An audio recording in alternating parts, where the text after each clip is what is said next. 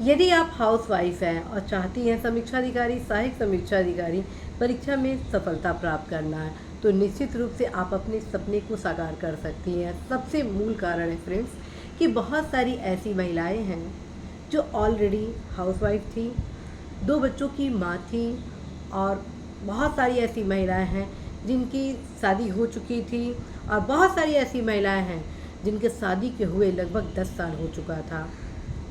उसके बावजूद वो इस एग्ज़ाम को क्रैक किए। क्या कारण था? क्या कारण था कि एक सिंपल हाउसवाइफ अपने सपने को साकार की?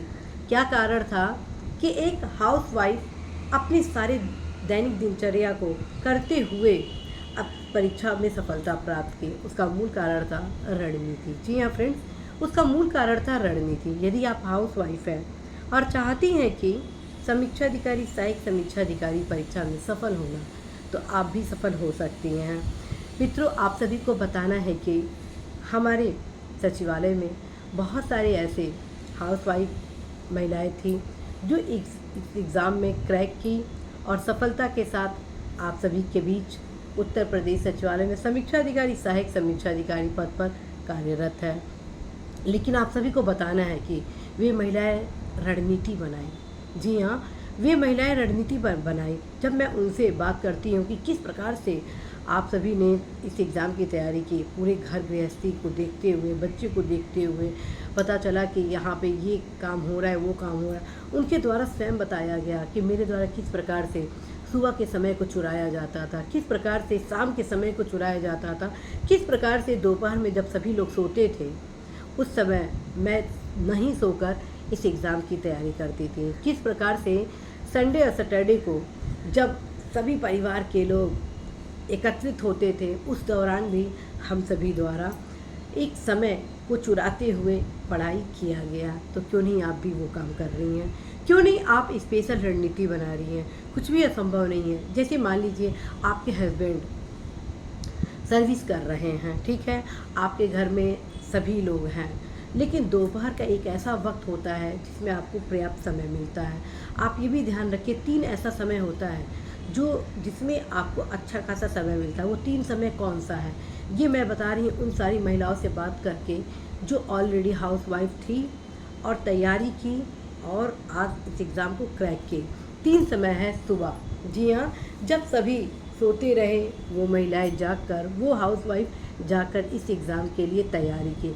जो मॉर्निंग का टाइम होता है सुबह 4 बज के 6 बजे तक, उसमें अमूमन आप फ्री रहती हैं और घर के सभी लोग सोए रहते हैं। उस दौरान आपको एकांतता मिलता है, एक ऐसी शांति की अनुभूति होती है। उस दौरान की जो तैयारी होती है वो बहुत ही अच्छी खासी होती है।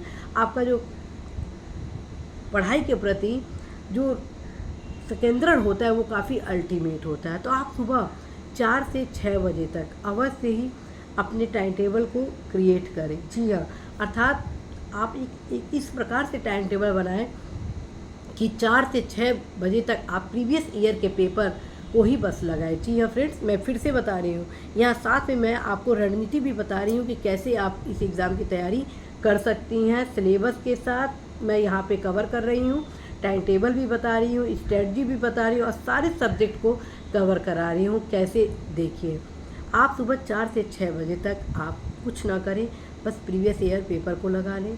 ओके, आप 6 बजे से लेकर 10 बजे तक आप अपने घर का को देखिए, जो भी काम वगैरह है, यदि कोई काम में सहयोग कर रहा है ठीक है, अन्यथा मतलब जो भी परिस्थिति हो, आप 6 बजे से लेकर 10 बजे तक आप आराम से आप अपने हाउस का वर्क कर सकती हैं। अब 10 बजे तक लगभग घर शांत हो जाता है, घर लगभग सभी लोग चले गए होते हैं वर्किंग प्लेस पर। अब घर पे कुछ जो लोग होते हैं वो भी नाश्ता वगैरह कर लिए रहते हैं। अब आपको सुबह 10 बजे से लेकर 12 बजे तक आप एकदम खाली रहते हैं। तो इस दौरान आप क्या करिए, 10 बजे से लेके 12 बजे तक आपकी रणनीति होनी चाहिए। लूसेंट का सामान्य ज्ञान 1 घंटा पढ़े और 1 घंटा करेंट अफेयर्स पढ़े। जी हाँ, 1 घंटा करेंट अफेयर्स पढ़े। करेंट अफेयर्स क्या पढ़ेंगी आप? प्रतियोगिता दर्पण का जो मासिक आता है उसको आप पढ़ेंगे। और जब एग्ज़ाम करीब होगा तो जितना भी अंडरलाइन आप लगाई होंगी, मेरे द्वारा ऑलरेडी बता दिया गया कि किस प्रकार से आप किताबों को पढ़ें। यहाँ कुछ स्ट्रेटजी मेरे द्वारा आप सभी को बताई जा रही है। तो 1 घंटा आप लूसेंट का सामान्य ज्ञान पढ़ लीजिए और 1 घंटा प्रतियोगिता दर्पण पढ़ लीजिए। अब 12 बजे से लेके 2 बजे तक आप किसको फिर अपने घर को टाइम दीजिए। 12 बजे से 2 बजे फिर आप घर को समय दीजिए। खाना वगैरह आप जो भी आपके घर में लोग हैं उनको खिलाना है, खिलाइए, खाइए, आराम करिए। अब 2 बजे से लेके शाम 5 बजे तक अब आप फिर अपना पढ़ाई करें। अभी शाम को अर्थात 2 बजे से लेके शाम 5 बजे तक जीएस के जो अन्य महत्वपूर्ण सब्जेक्ट है उसको दीजिए।